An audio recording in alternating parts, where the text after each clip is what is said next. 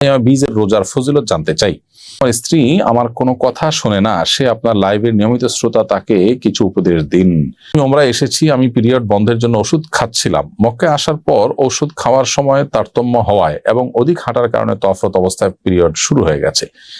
এখন আমি কি আবার ওষুধ খেয়ে পিরিয়ড বন্ধ করে ওমরা সম্পন্ন করতে পারবো? নামাজে মনোযোগ ধরে রাখার জন্য পরস্পর পরামর্শ কামনা করছি। অবস্থায় ফ্লোর থেকে পা উঠে গেলে নামাজ কি ভেঙে যাবে?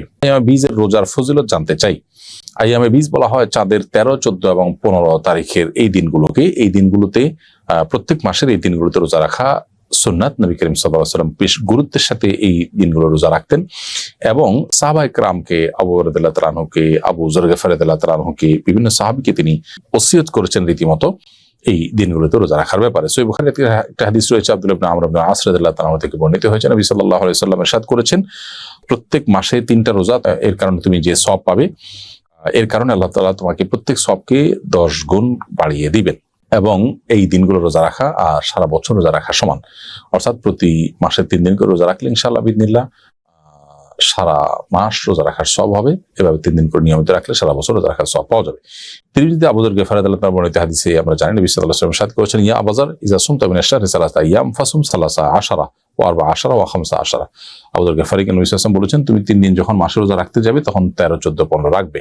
এবং তিনি ওসিয়ত করেছেন, এজন্য এই দিনগুলোতে রোজা রাখা জরুরি। এছাড়া রুকিয়া বিশেষজ্ঞগণ তারা বলেন যে সেহের, ব্ল্যাক ম্যাজিক আজকাল ঘরে ঘরে মানুষ এটা দ্বারা আক্রান্ত, এটা থেকে আত্মরক্ষার জন্য বীজ রোজার বিশেষ উপকারিতা রয়েছে, এর বিশেষ সুফল আছে। এই জন্য চাঁদের 13, 14, 15 এই দিনগুলোতে আমাদের রোজা রাখতে সচেষ্ট হওয়া উচিত। স্বাস্থ্যের জন্য এটা ভালো মাঝে মধ্যে রোজা রাখাটা। অতএব সেই দিক থেকে বীজের রোজা রাখার অভ্যাস আমাদের করতে হবে। আমার স্ত্রী আমার কোনো কথা শোনে না, সে আপনার লাইভের নিয়মিত শ্রোতা, তাকে কিছু উপদেশ দিন।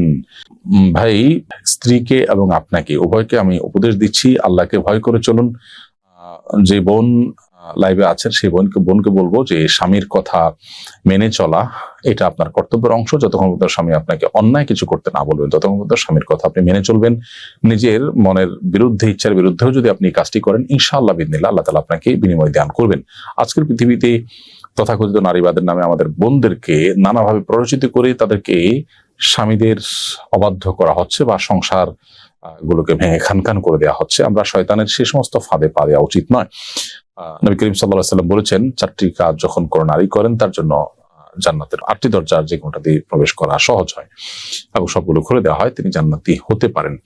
সেই কাজগুলোর মধ্যে একটা হলো যে নারী স্বামীর আনুগত্য করে, স্বামীর কথা শুনে। বিধায় আপনি কথা শোনা উচিত। স্বামীর নিজের ইচ্ছার বিরুদ্ধে হলেও, মানুষ অনেক ঔষধ সেবন করে যেটা তার সেবন করতে ইচ্ছা করে না, কিন্তু তার কল্যাণার্থে সেটি করে, অতএব এই ক্ষেত্রে এটি আপনার করা উচিত। ঠিক একইভাবে যে ভাই প্রশ্ন করেছেন তাকে বলবো, স্ত্রীকে ভালোবাসা দিয়ে নিজের করে নেওয়ার চেষ্টা আপনার করা উচিত। একজন অন্যজনকে ব্লেম না করে নিজের দায়িত্বটা আদায় করা উচিত। স্ত্রী চিন্তা করবেন যে আমি আমার কর্তব্য পালন করি, স্বামী যদি আমার কোনো ত্রুটি করে সে আল্লাহর কাছে দায়ী থাকবে।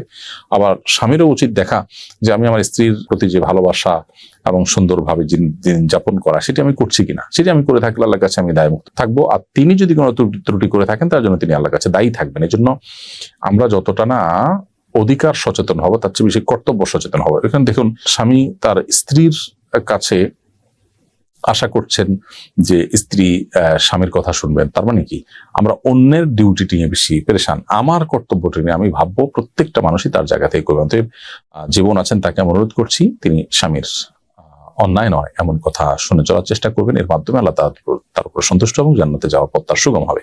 আর স্বামীরও উচিত স্ত্রীর কর্তব্যের কথা চিন্তা যতটুকু করবেন তার চাইতে নিজের কর্তব্য সঠিকভাবে আদায় করার চিন্তা করবেন। কারণ আল্লাহর কাছে স্ত্রী যদি আমার কথা না শোনেন, আমার তো কোনো দায় নেই, কিন্তু আমার যেটুকু দায় আছে সেটুকুর জায়গাতে আমি যেন পরিষ্কার থেকে সেই চেষ্টা করতে হবে।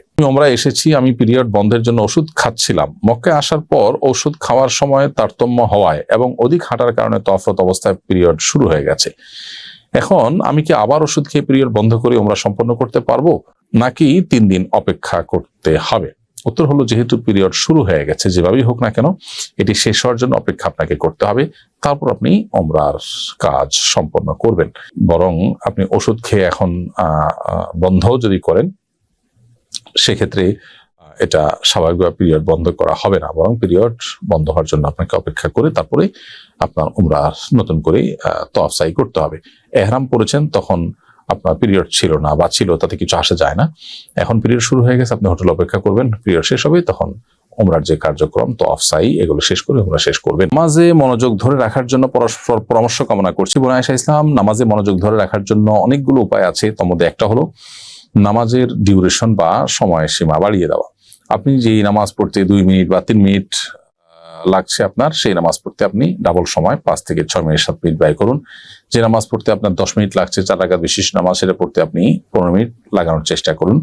ইনশাআল্লাহ দেখবেন নামাজের প্রতি মনোযোগ বাড়ছে।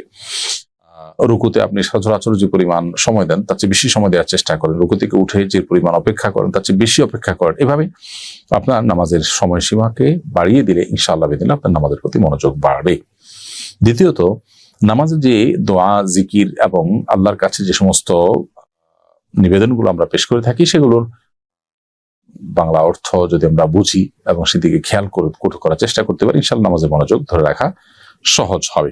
অবস্থায় ফ্লোর থেকে পা উঠে গেলে নামাজ কি ভেঙে যাবে? উত্তর হলো, নবী করিম সাল্লাল্লাহু আলাইহি ওয়াসাল্লাম বলেছেন, উমিরতু আন আসজুদা আলা সাবআতি আযম, আমাকে 7টি অঙ্গের উপর সিজদা করতে আদেশ করা হয়েছে।